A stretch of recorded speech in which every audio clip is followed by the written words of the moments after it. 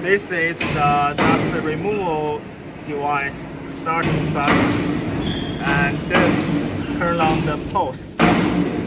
If you want to open the pulse, you should first turn on this button, and there is another control box on the dust removal equipment. You should turn on this one.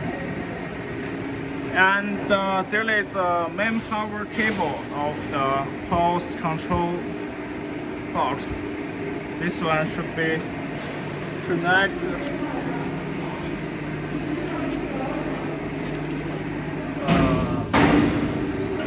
It should be connected with this cable in the control button, control cabinet. Sorry, this one. This white one in the control box.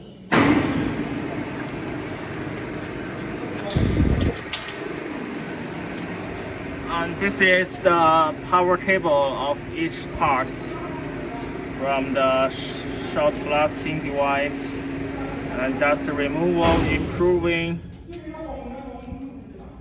and the conveyor system and feeding.